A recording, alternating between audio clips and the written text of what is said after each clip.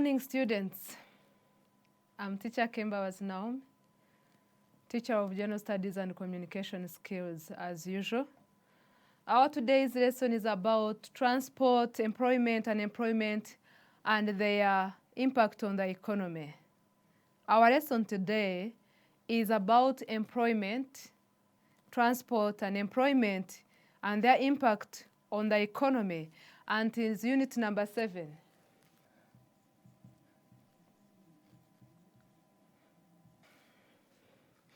We're going to talk about unit number 7, like I've said, transport, employment, unemployment, and their impact on the economy. Now our lesson number 1 under this unit is about concept of transport infrastructure, and employment. And we have lesson objectives, dear learners, and the following are the objectives. By the end of this lesson, you will be able to explain different types of transport, to recognize the contribution of transport and economic development, to analyze the effects employment and unemployment, stroke unemployment on the economy, the effects of both employment and unemployment. Let's begin with the definition of transport. What is transport, dear learners? What is transport? I know it is not your first time to hear the word transport. What is transport? Transport, yes. Transport is the movement of people and goods from one place to another. It is movement of people from one place to another. Not only people, but also goods and services. Now we have transport infrastructure. Transport infrastructure. They are facilities which help in transporting goods and people from one place to another. And we have the definition of transport infrastructure. What is the meaning of transport infrastructure, dear learners? Transport infrastructure refers to the framework that supports transport. For example, roads, railway, ports, canals, airports, and pipelines. And we know that, in the objectives that I have told you that we have to achieve at the end of the lesson, I've told you that at the end of this lesson, you should be able to explain to give the meaning of different types of transport. For example, road transport, air transport, pipeline transport, water transport, and the advantages. I know you have already worked on this one in ordinary level, but still you can remind yourself and revise about the advantages of each type and disadvantages of each type of transport. Now let's move on and talk about contribution of transport on economic development. Contribution.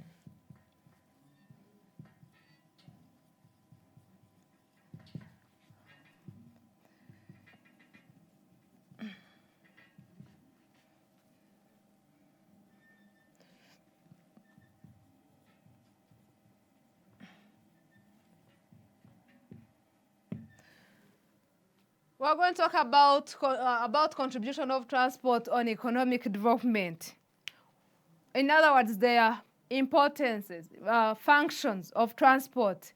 What does transport contribute to the economic development of a given country?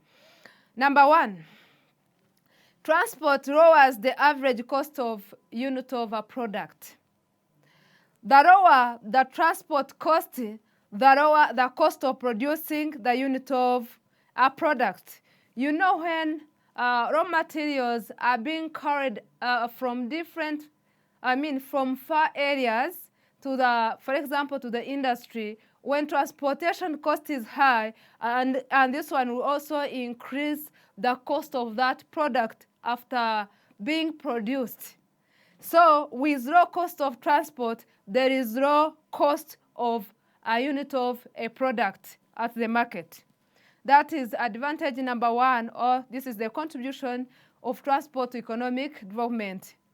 Point number 2, there is quality transportation results in quick delivery of products to the market. Good effective transport, quality transportation results in quick delivery of transportation. Quick delivery of products to the market. For example, if roads are if they are good roads, if they are good means, for example, of good means of transport, so goods will be delivered to the market in the so quickly. They will reach its destination in a quick way. So this is another advantage of transport. Another one is transport contributes to the general growth of industries. Transport contributes to the general growth of industries through increased production of different products. What do we mean here? Transport contributes to the general growth of industries just because goods, raw materials are transported and taken to the industries where they are needed, and so this one helps these industries to easily access raw materials due to good means of transport, and hence development of industries. Next is improved transport network. Improved transport network systems. Improved transport network systems increase competition among business enterprises producing similar products or offering similar services. What do we mean here? If transport systems are okay, they are good, they are well, and so this one encourages competition, because here different enterprises, different entrepreneurs will be able to bring their goods to the market, and so they compete with other entrepreneurs. And this is all done by good means of transport. Let's move on. Another contribution of transport on economic development is provision of modern transport infrastructure. Provision of modern transport infrastructure enables corporations to enjoy the economies of large-scale production. Provision of modern transport. Let me say, the technology is advancing. Technology is advancing. There is the way they are constructing and building highways, where sometimes you find that transport is being modernized. And so this one will help different companies to enjoy the economies of, to enjoy what they produce, and so they are able to get profits from the products that they put on the market, because they are helped and assisted by good means of transport. Another one is improved transport infrastructure results in the agglomeration of business. Good improved transport infrastructure helps business to expand and have different branches in different areas, and this is because of good means of transport. Another one is good transport attracts direct foreign investment. Good transport attracts direct foreign investment. Different foreigners will invest in different countries due to good means of transport. Now, learners, let's move on and we talk about the impact of employment on the economy.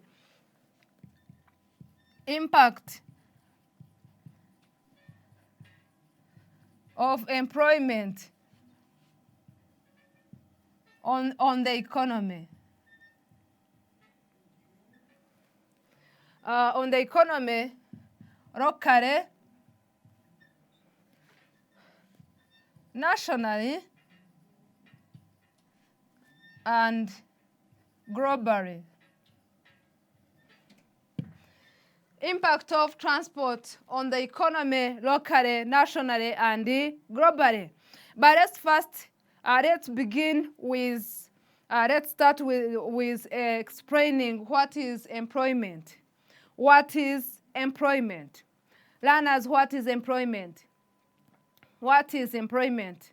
Who can find for us the meaning of the word employment? Yes? Employment refers to the engagement of human resources. Engagement of human resources. This is labor in the production of goods and services in the economy. This is where people, human resource, are actively engaged in different activities and economic activities, producing goods, producing different services, and delivering good services in the society. So employment, it is where people have got tasks, responsibilities, duties that they pursue, and so this one benefits them and the society as well. It is what we call employment. Employment, it is where they are actively engaged in economic activities. People are engaged in different economic activities. You will find some have engaged themselves in agriculture, others in doing business, manufacturing, and different kinds of activities. So we call that one employment. Another one, now we can also talk about paid employment, because employment is in two ways. We have paid employment and we have self-employment. Whereby paid employment, it's where a person is employed and receives regular income in form of wages or salary at the end of a given period of time. For example, you're working for a certain institution, you're working for a certain industry, and so you're at the end of it all, you're paid. You can be paid at the end of the month or daily. It depends on the agreement between the employee and the employer. So we call this one paid employment. Another one is self-employment. Self-employment. And self-employment, this is where a person runs his business with the intention of making profits, or a person who works for himself or herself. This is where a person starts on a business for himself, and so he's self-employed. This is what we call self-employment. You work, you work on your own. You have set up, you have established your own business, and so we say you're self-employed. You're self-employed because you're the one who has begun that business. So you pursue it alone. You may need workers, yes, when they expand, but still you're self-employed. And so those are two parts of employment: paid employment and self-employment. We move on. We are going to look at the impact of employment on the economy, but locally.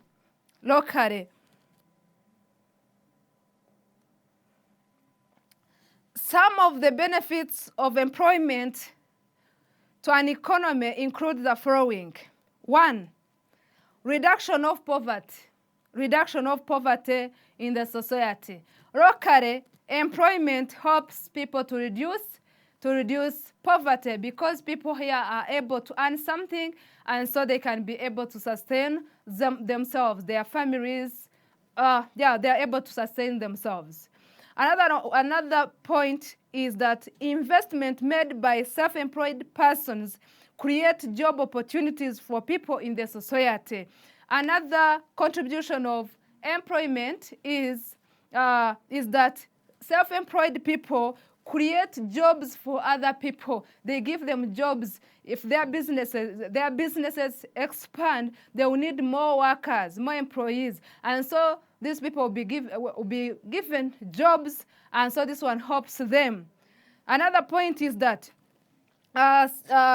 employment increases expenditure on goods and services locally. Increases expenditure on goods and services locally. This facilitates the establishment of new industries through self-employment. Because with employment, there will be an increase in the expenses or expenditure on goods and services. And so there will be a need for more industries. And so through creating more industries, people will get more jobs. There will be provision of more goods in the society, and this is the good part of employment locally. We move on. Employment reduces cases of social evils in a society. Employment reduces cases of social evils. For example, prostitution. Prostitution is a social evil. Sometimes corruption. Sometimes stealing, safety. Because people are employed and they're busy working, they will not get time to do such evil things in the society. Another thing is that employment improves income distribution and reduces income inequality between the rich and poor people in the society. With employment, people will now be able to earn money, to get income, so that the gap between the rich and poor will be crossed. Even those who, for example, the rich people will employ those who don't have jobs, and so this one will try to cross that gap between the rich and poor, and we call this one income inequality. And this and employment is one of the weapons of reducing income inequality in the society.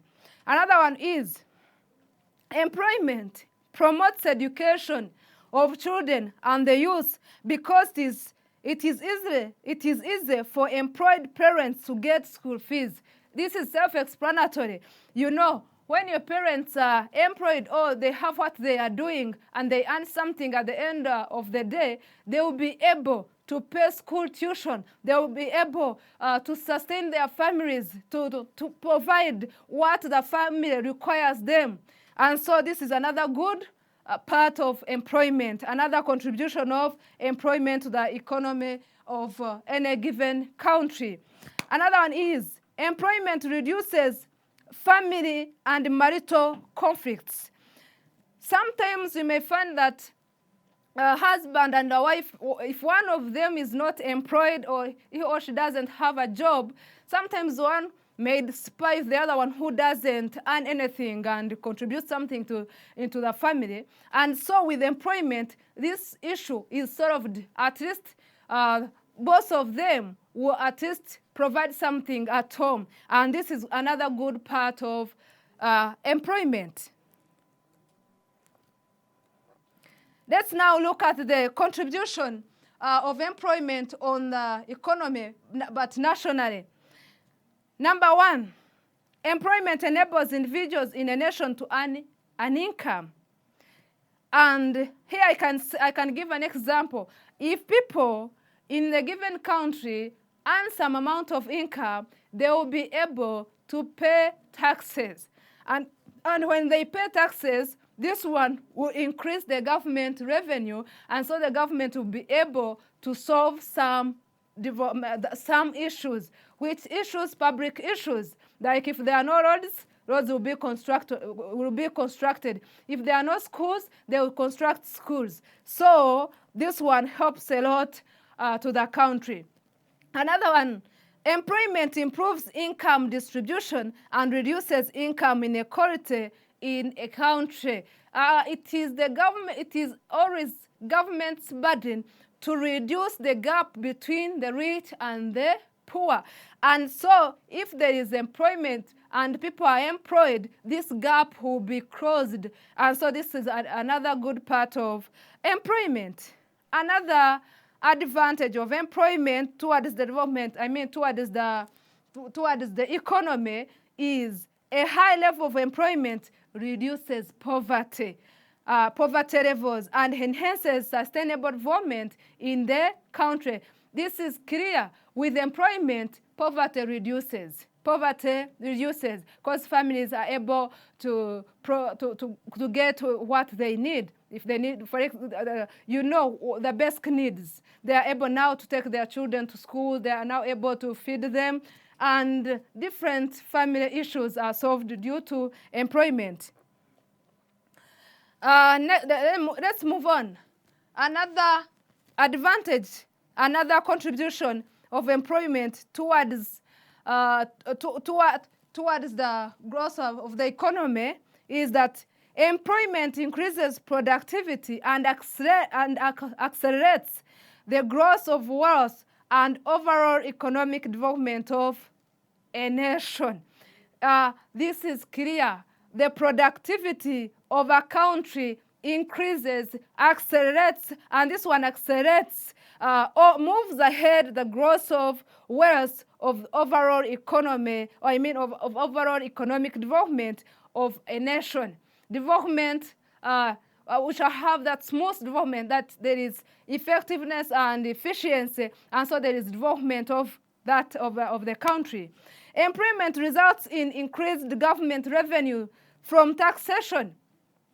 With employment, a country gets more money from taxes because citizens will be able to pay taxes. There will be no tax voters because they generate some income at the end of the month, at the end of the year, depending on what they are engaged in. Let's now look at the contribution or impact of employment on the economy, but globally. Employment boosts the world output of goods and services. This results in increased exports, imports, and provision of variety of goods and services. With employment, the different countries in the world will be able to produce goods and services, and this one is the development of the world and hence globalization. Another one is employment leads to technology transfer from one nation to another. With employment, people become innovative and creative, and so there is this advancement in technology where, for example, we learn from others, like those who have got advanced technology. And so this is another good part of employment globally. We move on and we talk now. Let's talk about unemployment. Let's talk about unemployment and impact of unemployment. Employment leads to technology transfer from one nation to another. There is sharing of technology. Some countries are advanced with technology, and so these countries which are the developing countries,